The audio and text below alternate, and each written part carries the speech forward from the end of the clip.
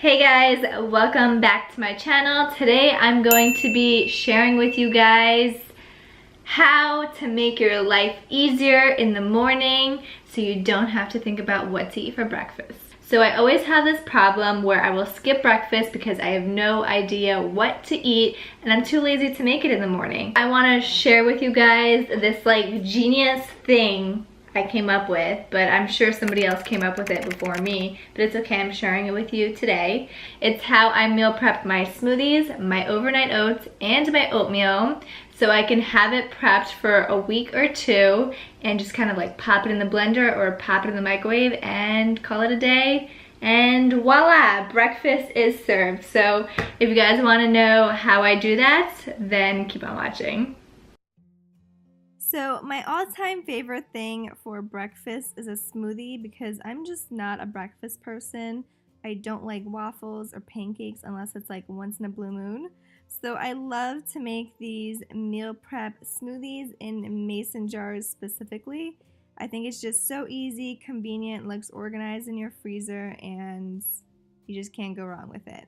So normally I always add a banana. I always add in some type of protein powder, some type of fruit, some type of vegetable, and then sometimes I'll add in some turmeric or matcha or maca or cacao, some powder. That's a superfood for some extra benefits.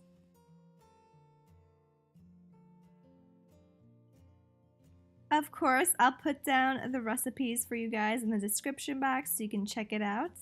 And I'll also let you know which ones are my favorite recipes from the ones that I'm showing you. Also, here's a random tip. You can use frozen kale or spinach, especially when your spinach, is in the fridge and it's about to go bad. Just freeze it so you can use it for later. And the same tip applies for your bananas or your fruits that, are ripening really fast and you're just not going to get to eating them. They are great for your frozen smoothie prep.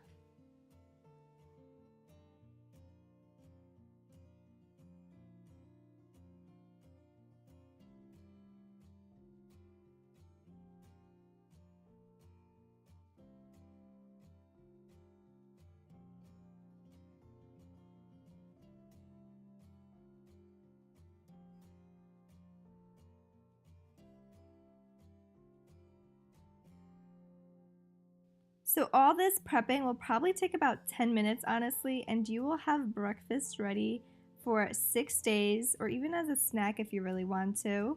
So when you're ready to have it in the morning, just thaw it, leave it out on the counter for 10 minutes or run it under hot water and blend away with your favorite milk or water.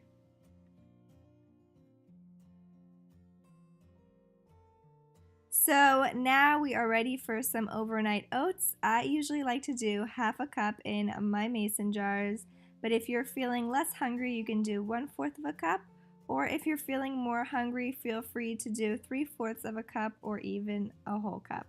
But I feel for this size, half a cup works best because when you fill it up with milk, then it's just the perfect consistency. It really depends if you like thicker oats or thinner oats. So pretty much to all of these overnight oats, I like to add some chia seeds and flax seeds, and then I will add some type of flavoring either with a butter or with some powder. I also love to add dried figs for that extra chewiness and sweetness as well. So when you're ready to have these overnight oats for breakfast the next morning, the night before you're going to fill it up with milk. Your choice of milk, I usually use oat milk, all the way to the top, shake it and pop it in the fridge, and then it's ready to eat in the morning. So now my ultimate favorite thing to do is these cupcake oatmeal thingy majiggies, whatever you want to call them. So I make my favorite oatmeal, which I will share that recipe with you guys too. And then I will put them in these cupcake trays. I usually use about 3 because that's how much oatmeal I make.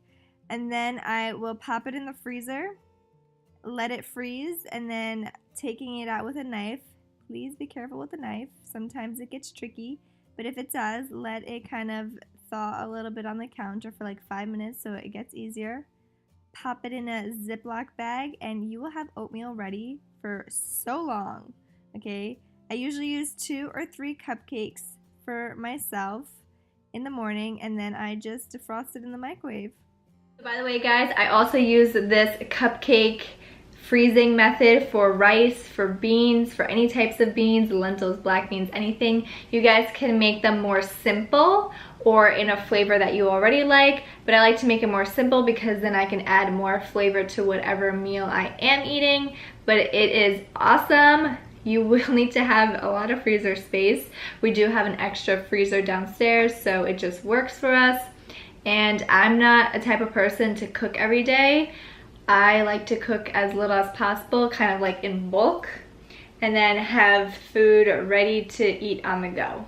I hope you guys enjoyed this video. I hope you maybe learned something new. If you try any of these out, then please tag me on my Instagram, #Paulina_Allure. I would love to see what you guys come up with.